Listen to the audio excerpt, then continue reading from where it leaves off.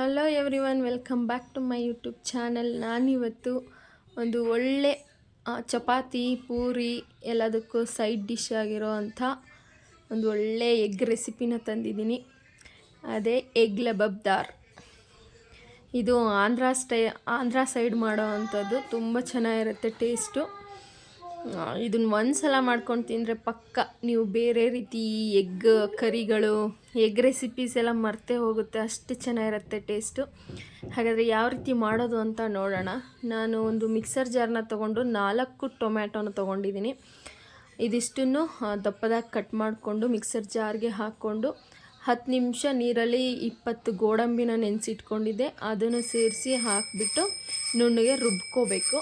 ಅದಾದಮೇಲೆ ಒಂದು ಕಡಾಯಿನ ಇಟ್ಕೊಂಡು ಅದಕ್ಕೆ 4 ಟೇಬಲ್ ಸ್ಪೂನ್ ಆಗೋಷ್ಟು ಎಣ್ಣೆ ಹಾಕ್ಕೊಂಡು ಚಕ್ಕೆ, ಲವಂಗ, ಜೀರಿಗೆ ಮತ್ತು ಪಲಾವ್ ಎಲೆನ ಹಾಕ್ಕೋಬೇಕು. ಅದ್ರದ್ದು ಫ್ಲೇವರ್ ಚೆನ್ನಾಗಿರುತ್ತೆ, ಹಂಗಾಗಿ ಹಾಕ್ಕೋಬೇಕು.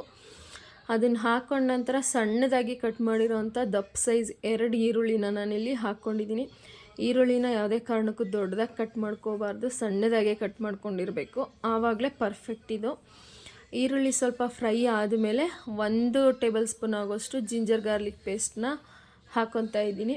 ಅದನ್ನು ಹಾಕ್ಕೊಂಡು ಶುಂಠಿ ಬೆಳ್ಳುಳ್ಳಿ ಪೇಸ್ಟ್ದೆಲ್ಲ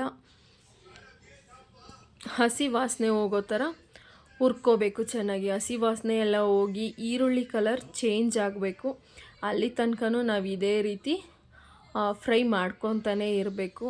ಲೋ ಫ್ಲೇಮಲ್ಲೇ ಇಟ್ಕೊಂಡು ಫ್ರೈ ಮಾಡಿಕೊಂಡ್ರೆ ಒಳ್ಳೆಯದು, ಯಾಕಂದರೆ ಬೇಗನೆ ಎಲ್ಲ ಸೀದೋಗುತ್ತೆ. ಹಾಗಾಗಿ ಇದಿಷ್ಟು ಫ್ರೈ ಆದಮೇಲೆ ಆಗಲೇ ರುಬ್ಬಿಟ್ಕೊಂಡಿರೋ ಅಂಥ ಟೊಮ್ಯಾಟೊ ಮತ್ತು ಗೋಡಂಬಿನ ಇದಕ್ಕೆ ಸೇರಿಸ್ಕೋಬೇಕು. ನುಣ್ಣಗೆ ರುಬ್ಕೋಬೇಕು ಟೊಮ್ಯಾಟೊ ಮತ್ತು ಗೋಡಂಬಿನ.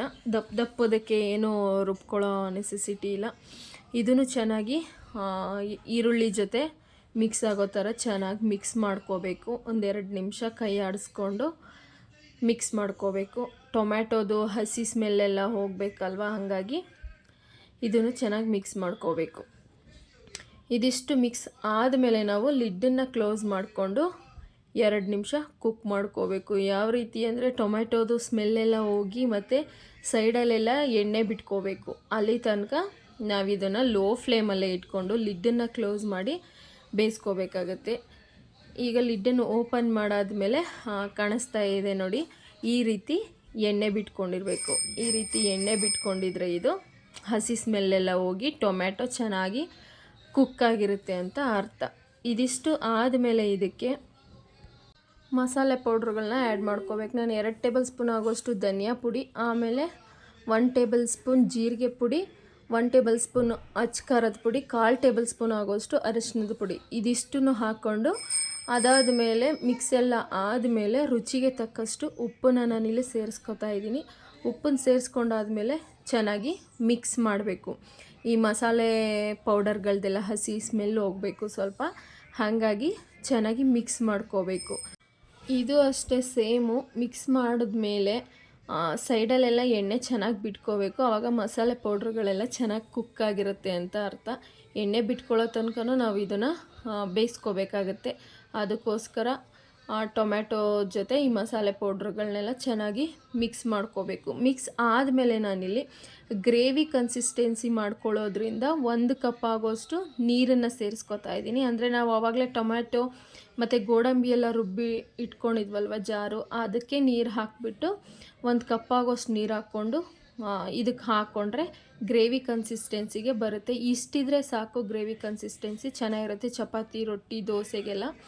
ಇದಿಷ್ಟು ಆದಮೇಲೆ ನಾನು 2 ಹಸಿರು ಮೆಣಸಿನ್ಕಾಯಿ, 1 ಟೇಬಲ್ ಸ್ಪೂನ್ ಆಗೋಷ್ಟು ಗರಂ ಮಸಾಲ, ಜೊತೆಗೆ 1 ಟೇಬಲ್ ಸ್ಪೂನ್ ಆಗೋಷ್ಟು ಸಕ್ಕರೆನ ಹಾಕ್ತಾಯಿದ್ದೀನಿ. ಯಾಕೆ ಸಕ್ಕರೆನ ಹಾಕ್ತಾಯಿದ್ದೀನಿ ಅಂದರೆ ಟೊಮ್ಯಾಟೊ ಹುಳಿ ಇರುತ್ತೆ, ಹಂಗಾಗಿ ಆ ಹುಳಿನ ಬ್ಯಾಲೆನ್ಸ್ ಮಾಡಿ ಮತ್ತು ಈ ಸಕ್ಕರೆ ಹಾಕೋದ್ರಿಂದ ಬೇರೆ ಲೆವೆಲ್ ಟೇಸ್ಟ್ ಇರುತ್ತೆ, ಅದು ಒಂಥರ ಡಿಫ್ರೆಂಟ್ ಆಗಿರುತ್ತೆ, ಹಾಗಾಗಿ ಸಕ್ಕರೆನ ಹಾಕ್ಕೋಬೇಕು. ಅದಾದಮೇಲೆ ನಾನು 1 ಟೇಬಲ್ ಸ್ಪೂನ್ ಕಸೂರಿ ಮೇಥಿನ ಕೈಯಲ್ಲೇ ಕ್ರಷ್ ಮಾಡಿಕೊಂಡು ಇದಕ್ಕೆ ಹಾಕೋತಾ ಇದ್ದೀನಿ. ಕಸೂರಿ ಮೇಥಿದು ಫ್ಲೇವರ್ ತುಂಬ ಚೆನ್ನಾಗಿರುತ್ತೆ, ಹಾಗಾಗಿ ಇದಕ್ಕೆ ಸೇರಿಸ್ಕೊತಾ ಇದ್ದೀನಿ ನಾನು. ಕಸೂರಿ ಮೇಥಿ ಮತ್ತು ಸಕ್ಕರೆನೇ ತುಂಬ ಇಂಪಾರ್ಟೆಂಟು ಇದಕ್ಕೆ. ಅದರದ್ದೇ ಫ್ಲೇವರು ನಮಗೆ ಚೆನ್ನಾಗಿ ಫೀಲ್ ಕೊಡುತ್ತೆ, ತಿನ್ನಬೇಕಾದ್ರೆ ಸಕ್ಕತ್ತಾಗಿ ಫೀಲ್ ಆಗುತ್ತೆ. ಹಾಗಾಗಿ ಇದೆರಡನ್ನೂ ಮಿಸ್ ಮಾಡಲೇಬಾರ್ದು. ಇದೆರಡನ್ನೂ ಹಾಕ್ಕೊಳ್ಳೇಬೇಕು. ಇದಿಷ್ಟನ್ನು ಹಾಕ್ಕೊಂಡ್ಮೇಲೆ ನಾನು ಮತ್ತೆ 2 ನಿಮಿಷ ಲಿಡ್ಡನ್ನು ಕ್ಲೋಸ್ ಮಾಡಿ ಕುಕ್ ಮಾಡ್ತಾಯಿದ್ದೀನಿ. ಲಿಡ್ಡನ್ನು ಕ್ಲೋಸ್ ಮಾಡಿ ಕುಕ್ ಆದಮೇಲೆ ನಾವು ಎಗ್ಗನ್ನು ಬಿಟ್ಕೋಬೇಕು. ಡೈರೆಕ್ಟು ಅದ್ರೊಳಗೆ ಹಾಕಿಬಿಟ್ರೆ ಎಗ್ಗೆಲ್ಲ ಕ್ರ್ಯಾಕ್ ಆಗಿಬಿಡುತ್ತೆ. ಹಂಗಾಗಿ ನಾನು ಈ ರೀತಿ ಒಂದು ಗ್ಲಾಸ್ಗೆ ಹಾಕ್ಕೊಂಡು ಅದಕ್ಕೆ ಹಾಕ್ಕೋತೀನಿ. ನೋಡಿ ಇವಾಗ ಓಪನ್ ಮಾಡ್ತಾಯಿದ್ದೀನಿ. ಫುಲ್ ಎಣ್ಣೆ ಎಲ್ಲ ಸೈಡಲ್ಲಿ ಬಿಟ್ಕೊಂಡು ನೀಟಾಗಿ ಕುಕ್ಕಾಗಿದೆ. ಗಮನವೂ ಅಷ್ಟೇ ತುಂಬ ಚೆನ್ನಾಗಿ ಬರ್ತಾ ಇದೆ. ಈ ರೀತಿ ಎಣ್ಣೆ ಬಿಟ್ಕೊಂಡ್ರೆ ಪರ್ಫೆಕ್ಟ್ ಗ್ರೇವಿ ರೆಡಿ ಆಯಿತು ಅಂತ ಅರ್ಥ. ಈಗ ನಾವು ಇದರಲ್ಲಿ ಇರೋ ಅಂಥ ಪಲಾವ್ ಎಲೆನ ತೆಗೆದು ಬಿಡಬೇಕು. ಯಾಕಂದರೆ ಮೊಟ್ಟೆಗಳು ಒಡೆದೋಗುತ್ತೆ ಇದಕ್ಕೆ ಬಿಟ್ಟಾಗ. ಪಲಾವ್ ಎಲೆ ಇದ್ದರೆ ಅದರೊಳಗೆ ಅದಕ್ಕೆಲ್ಲ ತಾಗಿ, ಹಾಗಾಗಿ ಪಲಾವ್ ಎಲೆನ ಇದರಿಂದ ತೆಗೆದು ಬಿಡಬೇಕು. ಆಲ್ರೆಡಿ ಇದ್ರದ್ದು ಫುಲ್ ಫ್ಲೇವರ್ ಎಲ್ಲ ಬಿಟ್ಕೊಂಡಿರುತ್ತೆ, ಹಾಗಾಗಿ ತೆಗೆದ್ರೂ ಏನು ಪ್ರಾಬ್ಲಮ್ ಇಲ್ಲ. ತೆಗೆದಾಕ್ಬಿಡ್ಬೇಕು. ಇದನ್ನು ತೆಗೆದು ಹಾಕಿದ ಮೇಲೆ ಚೆನ್ನಾಗಿ ಮಿಕ್ಸ್ ಮಾಡಿಕೊಂಡು ನಾನು ಇದಕ್ಕೆ ಎಗ್ಗಳನ್ನ ಬಿಟ್ಕೊತೀನಿ. ನಿಧಾನಕ್ಕೆ ಮೊಟ್ಟೆಗಳನ್ನ ಬಿಡಬೇಕು, ಇಲ್ಲಾಂದರೆ ಫುಲ್ ಎಲ್ಲ ಒಡೆದೋಗುತ್ತೆ. ನೀವು ಬೇಕಿದ್ರೆ ಬೇಯಿಸಿರೋ ಮೊಟ್ಟೆನೂ ಸಹ ಇದಕ್ಕೆ ಸೇರಿಸ್ಕೋಬೋದು, ಚೆನ್ನಾಗಿರುತ್ತೆ. ನೋಡಿ ನಾನಿಲ್ಲಿ ಒಂದು 6 ಮೊಟ್ಟೆ ಆಗೋಷ್ಟು ಈ ರೀತಿ ನಿಧಾನಕ್ಕೆ ಬಿಟ್ಕೊಂಡಿದ್ದೀನಿ. ಸ್ವಲ್ಪ ಗ್ಯಾಪ್ ಇರಬೇಕು, ಪ್ರತಿಯೊಂದು ಮೊಟ್ಟೆಗೂ ಗ್ಯಾಪ್ ಕೊಟ್ಟೆ ನಾವು ಬಿಟ್ಕೋಬೇಕು, ಇಲ್ಲಾಂದರೆ ಒಂದಕ್ಕೊಂದು ಅಂಟ್ಕೊಂಡು ಚೆನ್ನಾಗಿರಲ್ಲ. ಹಾಗಾಗಿ ಗ್ಯಾಪ್ ಕೊಟ್ಟು ಬಿಟ್ಕೊಂಡು ಅದ್ರ ಮೇಲೆ ಗಾರ್ನಿಷಿಂಗೋಸ್ಕರ ನಾನು ಕಟ್ ಮಾಡಿಟ್ಕೊಂಡಿರೋ ಅಂಥ ಕೊತ್ತಂಬರಿ ಸೊಪ್ಪನ್ನ ಹಾಕ್ಕೊತಾ ಇದ್ದೀನಿ. ಇದಿಷ್ಟನ್ನು ಹಾಕ್ಕೊಂಡು ನಾವು ಒಂದು 10 ನಿಮಿಷ ಮತ್ತೆ ಲೋ ಫ್ಲೇಮಲ್ಲೇ ಇಟ್ಕೊಂಡು ಕುಕ್ ಮಾಡಬೇಕು. ಯಾಕಂದರೆ ಎಗ್ಗೆಲ್ಲ ಬೇಯಬೇಕು. 2 ನಿಮಿಷ 3 ನಿಮಿಷಕ್ಕೆಲ್ಲ ಎಗ್ ಬೇಯಲ್ಲ. ಹಂಗಾಗಿ ಇಲ್ಲ ಅಂದರೂ 8ರಿಂದ 10 ನಿಮಿಷ ನಾವು ಇದನ್ನು ಲಿಡ್ ಕ್ಲೋಸ್ ಮಾಡಿಕೊಂಡೇ ಬೇಯಿಸ್ಕೋಬೇಕು ಲೋ ಫ್ಲೇಮಲ್ಲಿ. ಹೈ ಫ್ಲೇಮ್ ಇಟ್ಕೋಬೇಡಿ, ಯಾಕಂದರೆ ಗೋಡಂಬಿ ಹಾಕಿರೋದ್ರಿಂದ ಫುಲ್ಲು ತಳ ಹಿಡಿದು ಬಿಡುತ್ತೆ. ಹಂಗಾಗಿ ಹೈ ಫ್ಲೇಮಲ್ಲಿ ಇಟ್ಕೋಬಾರ್ದು. ಈಗ ನೋಡಿ 10 ನಿಮಿಷ ಆದಮೇಲೆ ಓಪನ್ ಮಾಡಿದ್ದೀನಿ. ನೋಡ್ತಾ ಇದ್ದೀರಾ ಎಷ್ಟು ಡಿಲೀಷಿಯಸ್ಸಾಗಿ ಕಾಣಿಸ್ತಾ ಇದೆ. ತುಂಬ ಚೆನ್ನಾಗಿರುತ್ತೆ ಟೇಸ್ಟ್ ಮಾತ್ರ. ಇದನ್ನು ನೀವು ಒಂದು ಸಲ ತಿಂದರೆ ಮುಗೀತು, ಬೇರೆ ಎಗ್ ರೆಸಿಪೀಸ್ ಎಲ್ಲ ಮರ್ತೋಗ್ತೀರಾ, ಅಷ್ಟು ಚೆನ್ನಾಗಿರುತ್ತೆ. ನಾನಂತೂ ಯಾವಾಗಲೂ ಮಾಡ್ಕೊತಾನೆ ಇರ್ತೀನಿ, ಅಷ್ಟು ಟೇಸ್ಟ್ ಇಷ್ಟ ಇದ್ರದ್ದು ನನಗೆ.